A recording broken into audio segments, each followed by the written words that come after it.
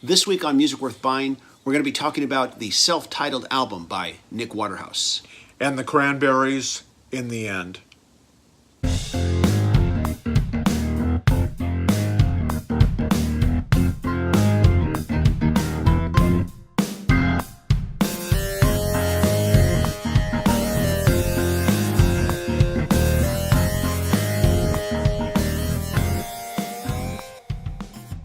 Hey everybody, this is TJR. I'm a musician and a music writer. And this is Robert Kinsler, and I'm a music writer and a musician. And we're here again to share two albums that we are both very excited about and want to share with each other and want to share with you and see what you think. I'm going to start off the festivities today with the fourth studio album, trying not to get some glare here, from Nick Waterhouse. And this is his self-titled fourth album, simply entitled Nick Waterhouse. I'll be honest here, full disclosure. Nick Waterhouse is one of those artists whose name I have been aware of, knew that he existed, never really had the opportunity to listen to. My musical discovery path and his career trajectory did not hit until now. And I have to admit, I am knocked out. You know, in my younger days, had I discovered this, I would have said, well, you know, where has he been all my life? But now I'm saying, hey, where have I been? You know, now that I'm older and wiser, I say, where have I been? Why have I not discovered this person sooner? To describe this album, first of all, it features 10 original songs by Waterhouse and one very cool cover song. And also, it's a mix of early vintage rock and roll and R&B. I personally describe this album as noir rock. Okay. Because when I listen to it, I either feel like I'm in a David Lynch film, he likes to play with noir, or I feel like I'm in a Quentin Tarantino film, and because he plays with noir too. And anyways, we're just going to play a track here for you real quick. I'm not going to say too much more. And this song is not the title track, it's the opening track of the album. It's called By Heart. Play it for you now.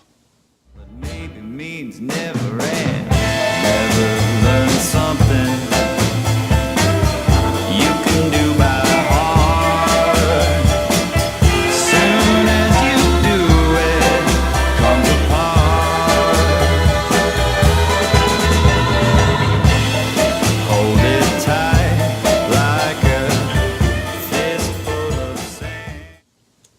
You know, TJ, this is one of those unique opportunities, or should I say rare opportunities, where actually we've both heard the same album. I actually reviewed this album, and I couldn't agree with you more. It's a very cool album. To me, when I hear it, it recalls another time and has this kind of cool vibe, but it also has a real contemporary urgency to it, if that makes sense. And I think it totally sounds of today, too. But it's just, and I love his voice. I love the song. I mean, you know, just a great track. I love every single second of this album. Yeah. I was completely knocked out when I first heard it.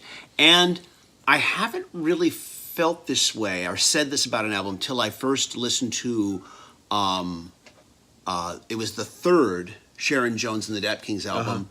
I can't remember if the title was 100 Days and 100 Nights or 1,000 Days and 1,000 Nights. I'm sorry, and I don't have time to look it up right now. But I said about that album that it felt like I discovered some lost recording done back in the early 60s that was recorded and then shelved and never heard from. It felt like that because it felt so authentic. And I feel the same way about this. It feels so amazingly authentic, like it was a lost recording, but the fidelity is now. That maybe that's what I'm trying to... But also there is an urgency to how these songs sound. Right. Like they are just propelling you forward. It feels urgent. It feels now in spite of how vintage it sounds. Yeah. It's a rare and a great gift to be able to do, and I don't know exactly how he did that, but it comes across very well here. I'd be curious to know. I know with Sharon Jones and the Dap Kings, they would just literally record with vintage equipment. But then, of course, they would probably master it, and with current technology. But the recording process was done the old school way, and with old analog reel-to-reel tapes. I don't know about this album myself. I would be curious to know.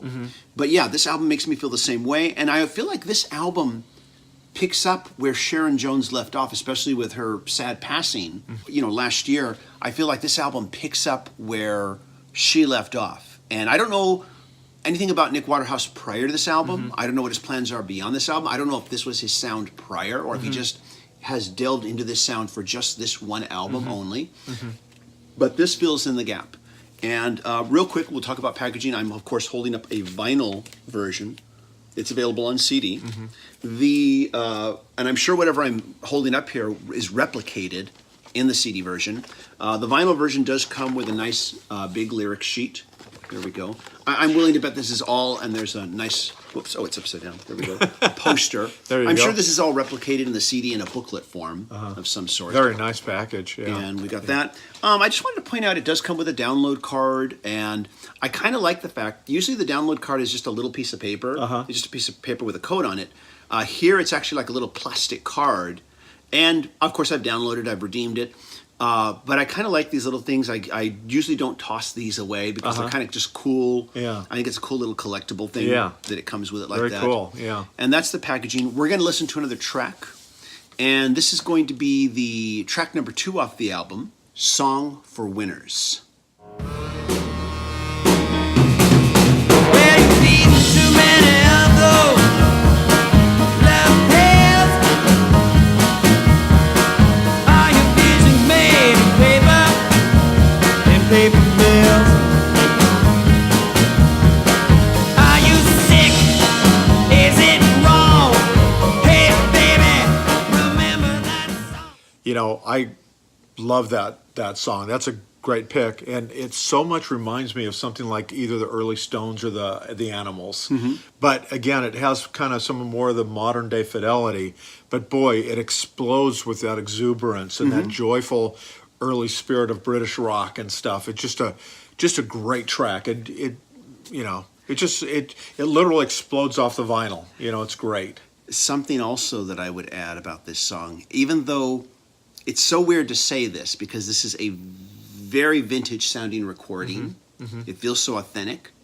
Yet, under the hands of a different producer, I could hear this song coming from a very popular 90s band like the Smithereens.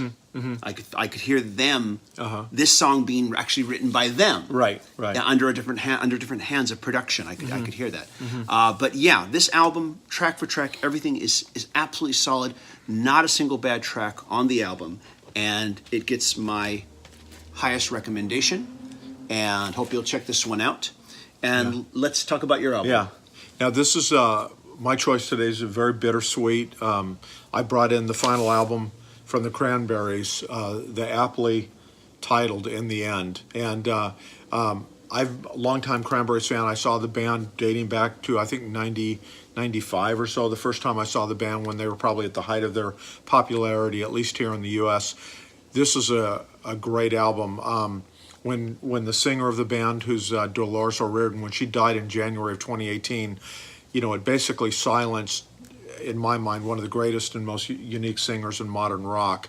And but I think that this is a great tribute to her. She had completed the vocals that you hear with these new for these songs on the album, and she just sounds terrific. I mean, this album, you know, it's not a radical departure from what the Cranberries have done before, but there is a real kind of haunting quality about some of the subject matter from just many of the songs. I know you've heard a couple of them, even just plain, you know, All Over Now, Lost, Wake Me When It's Over. I mean, you know, it's very haunting when you think that she recorded these not too many months before she passed away. So maybe what we should do is play a little bit of, why don't we play a little bit of the first track on the album, and that's called All Over Now, and let's hear a little bit of that one and then talk about it. Absolutely.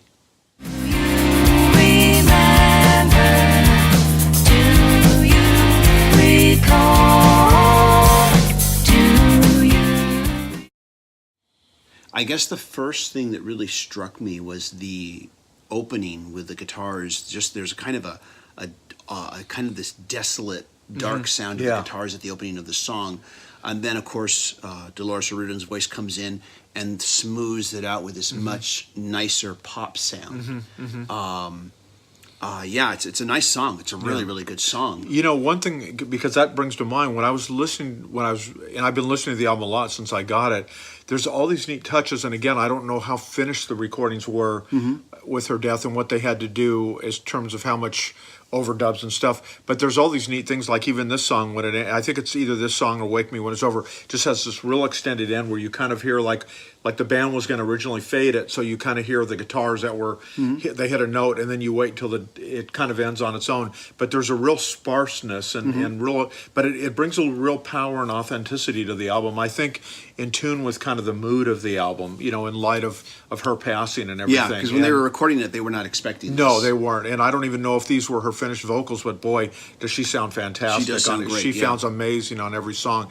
And there is a real straightforward quality to these lyrics. I mean, you know, these are not Springsteen or Neil Young per se, but boy, are they powerful. I've seen on the internet where some people say, oh, it sounds unfinished. Other people are really moved by it.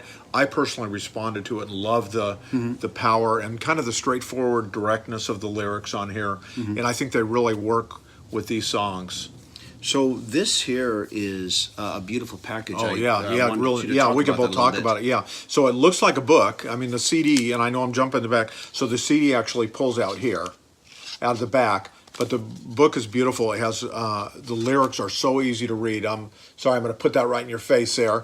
And there's a really neat page we were talking about where it has pictures of the 4 members of the Cranberries when they're little kids. Let's see if we can jump to that. You know, so you can see that. That's kind of. But it's just a beautiful book. It's just a really nice. I would want to point out this is not like a special deluxe edition. This is the standard edition of the album. Yeah, this is what I just went into Barnes and Noble, picked it up. Yeah. Yeah, this is the standard edition right here on CD. I assume it's out on vinyl as well. Yeah, I would assume it is. Yeah, I'm sure it is. Yeah. Very beautiful. And, you know, I know a lot of people saying, hey, how long had it been since the Cranberries? It gets a little complicated. The Cranberries had done an album in 2017 called Something Else That, where they kind of did acoustic versions of some of their previous songs, and there was 3 new tracks. But this is the first full-length album of new studio recordings the band's done since Roses, which came out in 2012. And that's a great album, too, Roses, by the way. I know I reviewed that in my print column. And, you know, and unfortunately, the Cranberries didn't do all that many albums. I know they'd been around since the early 90s, but I know there was one point where they went on hiatus for a while. And Dolores, I know, did a side project as well with one of the members of the Smiths. I think that project's called Dark, if I'm not mistaken. And she had also done a solo album. So, but there are plenty of recordings, and if you're not that familiar with her, you know, check her out and check out the Cranberries. I really like the Cranberries a lot. One of the jewels of Irish music, I think. You know. Yeah. So yeah, but why don't we listen to another song? And you know, I could pick any song on this album. They're also great. But let's listen to a little bit of "Wake Me When It's Over." Another just beautiful, great modern rocker. Cool.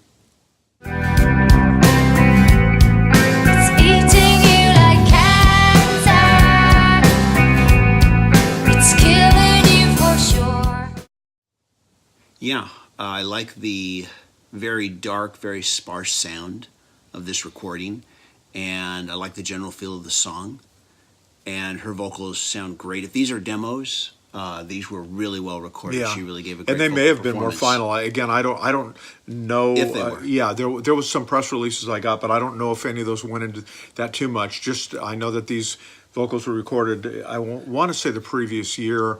Like I know she passed away in early 2018. I think they were recorded the previous year in 2017, but I don't know a lot more than that. I do want to credit, you know, so many times with the Cranberries, everything's about Dolores, but you know, I think it is important. It is a great band, and I want to acknowledge them here. It's 2 brothers. It's Noel Hogan, who plays guitar and synthesizers, and his brother is Mike Hogan, the bassist, and then they're Fergal Lawler, and hopefully I pronounce his name on drums.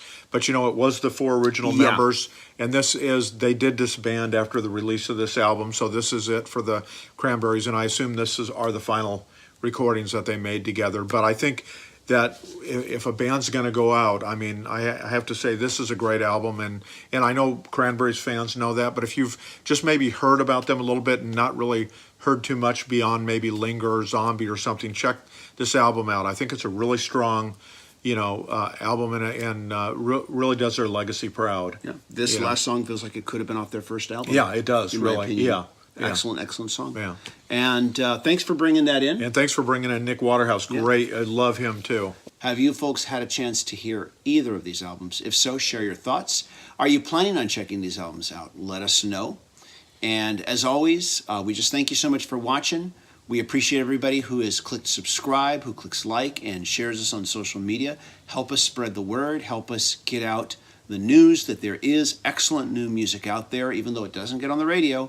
Help us spread that news. And as always, if you want to show extra support, we have a Patreon link. Become a patron supporter to help us to create more videos. And everybody, thanks again for watching. Take care. See you later, everybody. Bye-bye. 3, 2, 1. Airplane. Okay. Wait for the airplane. Waiting for the airplane to go Leaving by. on a jet.